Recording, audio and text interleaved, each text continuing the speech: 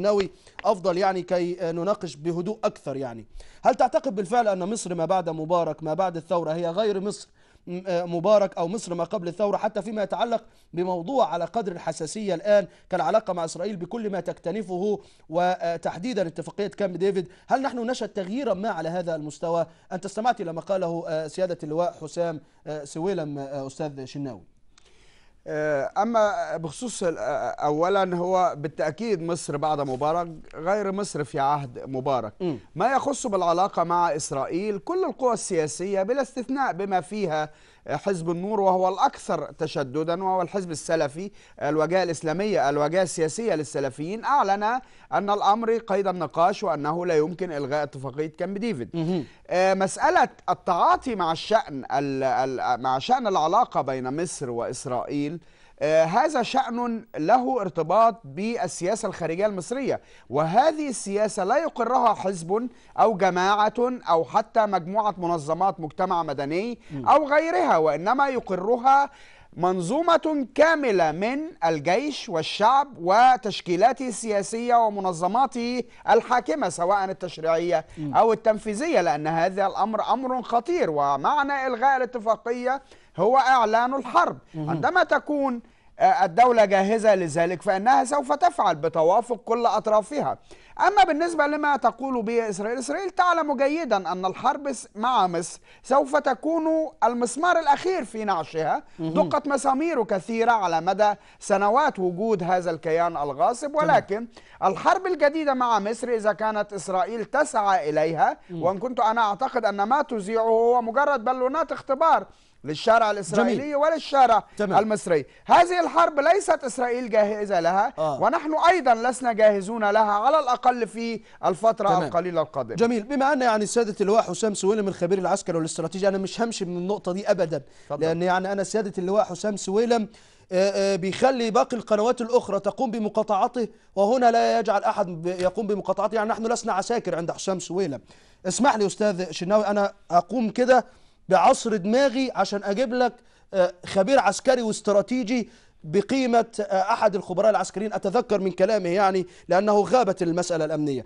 اللواء سامح سيف اليزن فجر مفاجأة سابقا على ما أتذكر، يعني يقول إن هناك جماعة مكونة من 6000 فرد استطاعت تسليح نفسها والسيطرة على منطقة العريش والشيخ زويد، وأيضا قامت بتعطيل المحاكم المدنية، فرض أحكام خاصة، وحذر اليزن الذي يعني شغل مناصب قيادية، أنت تعرف هذا الأمر في المخابرات المصرية، بأن إسرائيل لديها خطة للسيطرة على 7 كيلو مترات من سيناء بحجة حماية الأمن، إن صدق يعني ما أتذكره من سيادة اللواء. ما مدى خطورة هذا الأمر يعني، واللواء سامح سيف اليزن يصرح بهكذا أمر سيد شناوي؟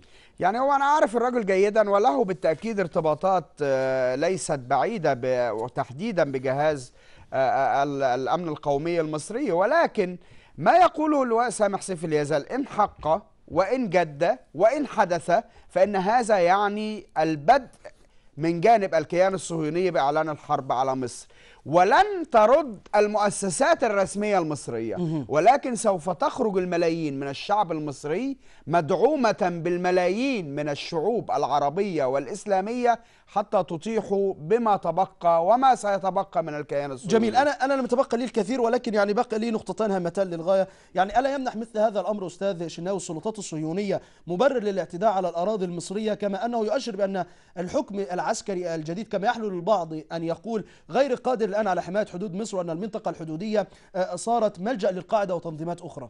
إسرائيل لا تجرؤ على مثل ما تقول.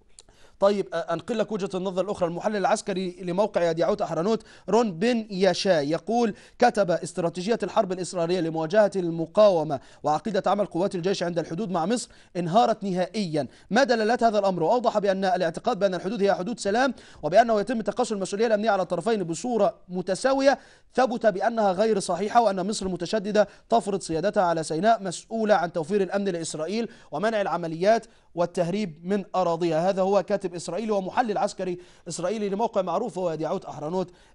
على ما يؤشر هكذا أمر سيد شناوي؟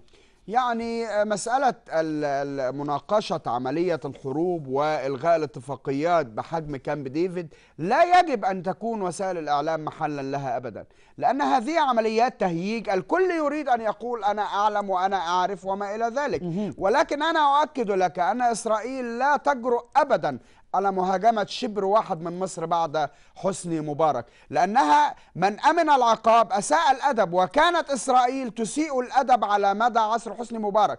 تقتل جنودا، تقوم بطلعات جوية على الحدود، صواريخ من هنا وقذائف مدفعية من هناك تسقط وتصيب وتقتل مصريين ولا يعلن عن ذلك. جنود مصريون يموتون بسلاح إسرائيلي ولا يعلن عن ذلك، حتى إذا أعلن يؤخذ في باب الخطأ غير المقصود. كانت إسرائيل تأمن جيدا جانب نظام حسني مبارك وأنه سوف يكون درعا لها إذا ثار الشعب ضد هذا الكيان الغاصب.